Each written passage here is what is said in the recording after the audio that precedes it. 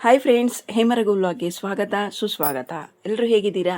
I hope ಎಲ್ಲರೂ ಚೆನ್ನಾಗಿದ್ದೀರಾ ಅಂದ್ಕೊಂಡಿದ್ದೀನಿ. ನಾನು ಕೂಡ ತುಂಬ ಚೆನ್ನಾಗಿದ್ದೀನಿ ಅಂತಲೇ ಹೇಳ್ತೀನಿ.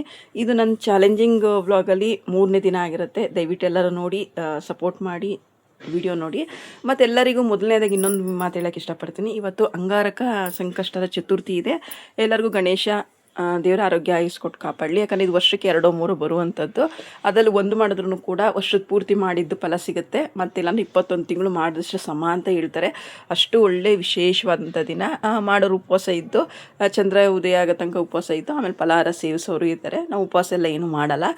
ಜಸ್ಟ್ ಹಾಲಭಿಷೇಕ ಮಾಡಿ ನೈವೇದ್ಯ ಇಟ್ಟು ಪೂಜೆ ಮಾಡಿ ದೇವಸ್ಥಾನಕ್ಕೆ ಹೋಗ್ಬಿಟ್ಟು ಬರ್ತೀನಿ ಅಷ್ಟೇ. ನೀವೆಲ್ಲ ಹೇಗೆ ಸೆಲೆಬ್ರೇಟ್ ಮಾಡ್ತೀರಾ? ನಮ್ಮ ಮನೆ ಹತ್ರ ಇದೆ ಗಣೇಶನ ದೇವಸ್ಥಾನ. ಅಲ್ಲಂತೂ ಸಿಕ್ಕಾಪಟ್ಟೆ ಜನ ಇರ್ತಾರೆ. ಇವತ್ತು ಎಷ್ಟು ಜನ ಇರ್ತಾರೆ ಅಂತ ಹೇಳೋಕ್ಕಾಗಲ್ಲ, ಸಿಕ್ಕಾಪಟ್ಟೆ ಜನ ಇರ್ತಾರೆ.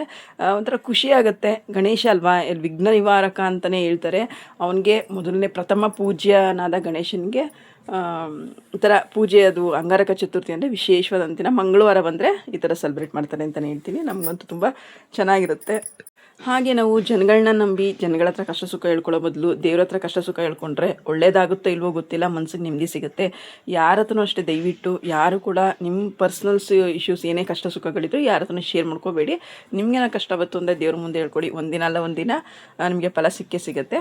ನಾನಿವತ್ತು ಟೊಮೆಟೊ ಬಾತ್ ಮಾಡೋಣ ಅಂತ ಮಾಡ್ತಾಯಿದ್ದೀನಿ. ಇನ್ನೊಂದು ವಿಷಯ, ನಿಮಗೆ ಟೊಮೆಟೊ ಬಾತ್ ಮಾಡ್ಬೇಕಾದ್ರೆ ನಾವು ಹಾಕೋ ಮಸಾಲೆಗಳು ಏನೇ ಇದ್ರೂ ಕೂಡ ಅದೆಲ್ಲನೂ ಕೂಡ ಆರೋಗ್ಯಕ್ಕೆ ಒಳ್ಳೆಯದೇ ಇರುತ್ತೆ. ಆಯುರ್ವೇದಿಕ್ ಇದರಲ್ಲಿ ನೋಡಿ, ಸೋಂಪು ಇರ್ಬೋದು, ಅನನ್ಸುವೆ ಇರ್ಬೋದು, ಪತ್ರೆ ಇರ್ಬೋದು, ಕಲ್ಲು ಇರ್ಬೋದು, ಮರಾಠಿ ಮೊಗ್ಗಿರ್ಬೋದು, ಕಪ್ಪೇಲಕ್ಕಿ ಇರ್ಬೋದು, ಪಲಾವ್ ಎಲೆ ಇರ್ಬೋದು. ನಾವು ಯಾವುದೋ ಒಂದು ಪ್ರತಿಯೊಂದು ಹಾಕ್ತೀವಿ ಮಸಾಲೆಯಿಂದ ನಮಗೆ ದೇಹಕ್ಕೆ ಒಳ್ಳೆ ರಕ್ಷಣೆ ಕೊಡುತ್ತೆ. ಒಂದೊಂದರಲ್ಲೂ ಒಂದೊಂದು ಶಕ್ತಿ ಇರುತ್ತೆ.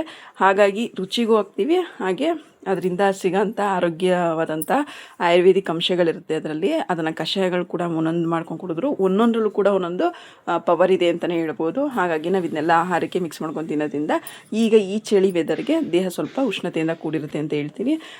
ನಮ್ಮನ್ನು ತುಂಬ ಚೆನ್ನಾಗಾಗಿತ್ತು. ನನ್ನ ಮಗನ ತುಂಬ ವೆರೈಟೀಸ್ ಆಫ್ ಪಲಾವ್ ಮಾಡೋದು ತುಂಬ ಇಷ್ಟಪಡ್ತಾನೆ. ಹಾಗಾಗಿ ಸ್ವಲ್ಪ ಕೆಲಸ ಇದ್ದಿದ್ದಂಗೆ ನಾನು ಟೊಮೆಟೊ ಬಾತ್ ಮಾಡೋಣ ಅಂತ ಸಿಂಪಲಾಗಿ ಟೊಮೆಟೊ ಬಾತ್ ಮಾಡಿ ಅವನಿಗೆ ಸ್ಕೂಲ್ಗೆ ಟಿಫನ್ನು ಮತ್ತು ಲಂಚ್ ಬಾಕ್ಸು ಎರಡೂ ಕೂಡ ಕೊಟ್ಟು ಕಳಿಸ್ತಾ ಇದ್ದೀನಿ.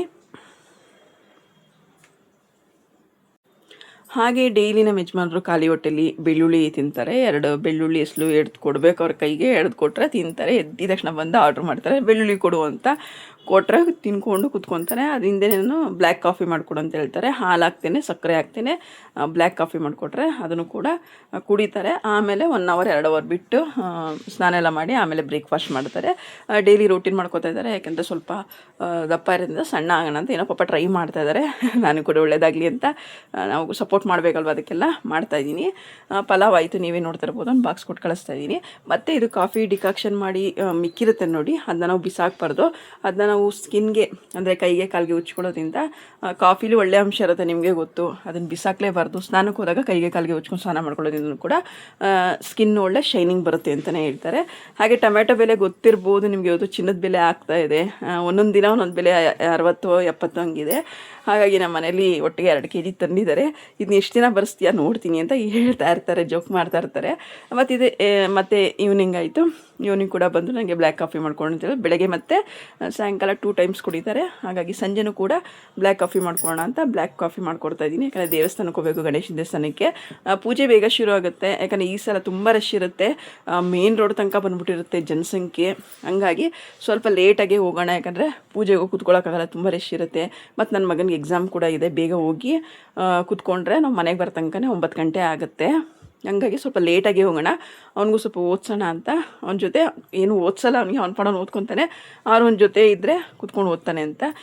ನೋಡಿ, ಇವಾಗ ದೇವಸ್ಥಾನಕ್ಕೆ ಹೋಗ್ತಾ ಇದ್ದೀವಿ. ನೀವೇ ನೋಡ್ತಾ ಇರ್ಬೋದು, ಇಷ್ಟು ಜನ, ಇನ್ನೂ ಜನ ಇದ್ರಂತೆ ನಾವು ಬರೋದಕ್ಕೆ ಮುಂಚೆ.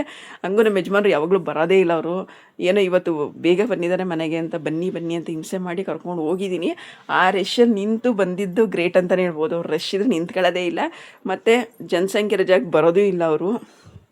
ಇವತ್ತು ಮಂಗಳವಾರ ಇದೆ, ತುಂಬ ಒಳ್ಳೆಯದು. ಅಂಗಾರಕ ಚತುರ್ಥಿ ಇದೆ, ಬನ್ನಿ ಗಣೇಶನ ದರ್ಶನ ಮಾಡಬೇಕು ಅಂತ. ನನ್ನ ಮಗನೂ ಬರೋಕ್ಕೆ ರೆಡಿ ಇಲ್ಲ, ನಾನು ಓದ್ಕೋತೀನಿ ಹೋಗಿ ಅಂತ ಇದ್ದಾನೆ.